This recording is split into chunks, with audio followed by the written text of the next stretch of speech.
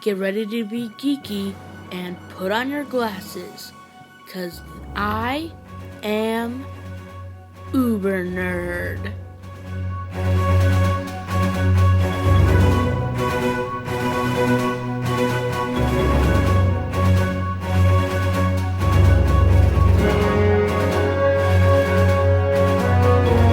Hey guys, welcome to my first video.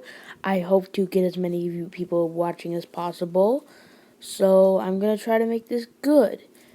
As you can see from my theme, I will be covering video games, Pokemon, superheroes. I hope to do a lot of superhero stuff. I know some of you might not like that, but it's what I really want. Today we're going to be covering a certain video game character, the infamous Professor Layton. And today I'm going to be showing you something about him and his games that'll keep you on the edge of your seat. All the women in Professor Layton, except for a few exceptions, all wear dresses. Not shirts and pants, dresses. You know why? Because Professor Layton and these games are sexist. And I'm going to prove it. In this video, you are going to see some things that will prove Professor Layton is sexist. This is shown very well through the first 3 games, where he does nothing to hide it.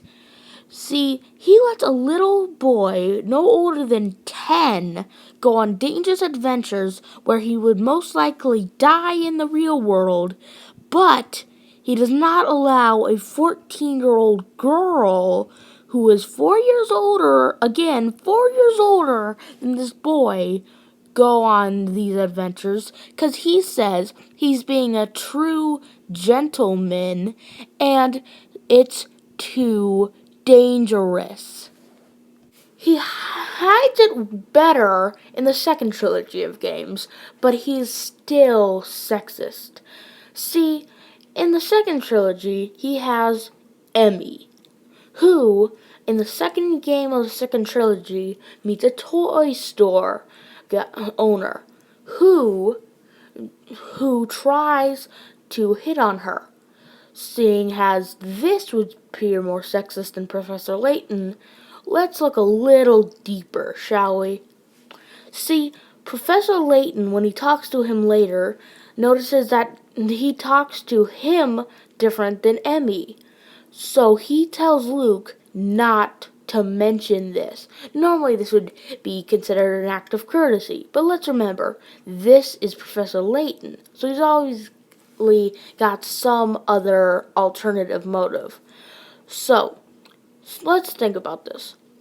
He tells Luke not to mention that it turns out that this toy store guy is interested in her. Why? My theory is that he just doesn't want to lose her as his second in command. Now you're probably thinking, how does this prove anything? He just wants her to keep her job.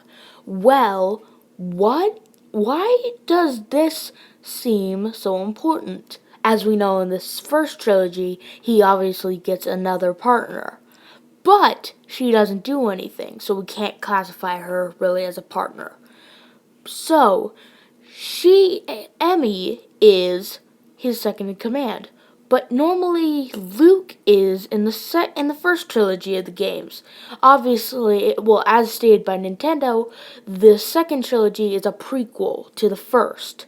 So, I theorize that he wants Emmy to keep her job because she's a woman. He gets her to wait on him, which means that he is just being sexist. Now, when I first thought of this theory, I believed that maybe these Layton games take place in the past before women got rights. But then I realized one piece of crucial evidence: the Layton Mobile. See, this proves that this is after women's rights, because it's a car. They didn't have cars back then. Now, you might be thinking, Well, Uber Nerd, Professor Layton's a genius. He probably built a prototype for a car, what would become one in the future. Well, wrong, because there are double-decker buses and mobile. That's the key word in that. Because it proves that automobiles have been made. He wouldn't have called it Layton Mobile if it wasn't called an automobile. So, this is after women's rights, thereby proving it's classified as sexist. See, I'm moving past the Nintendo games now. See, I'm moving on to the mobile version. Yes, there's a mobile version for iPhone and iPad. It's really fun, and I would recommend getting it. So, in this game, the main plot is that you are Lucy Baker, a girl who is joined the police force and working for a man named Alfendi Layton, the son of Herschel Layton, a genius detective who uses computer technology to scan a crime scene and calls in witnesses and blah blah blah blah blah. It's always a murder crime, but it's really fun. And when he brings in the witnesses, they all treat Lucy as if she's dating the professor, which is her nickname for him, Prof. They treat her as if dating the prof is the only reason she's here, but she's not dating him. He's not particularly sexist. Also, this happens about 30-40 years after the Layton games.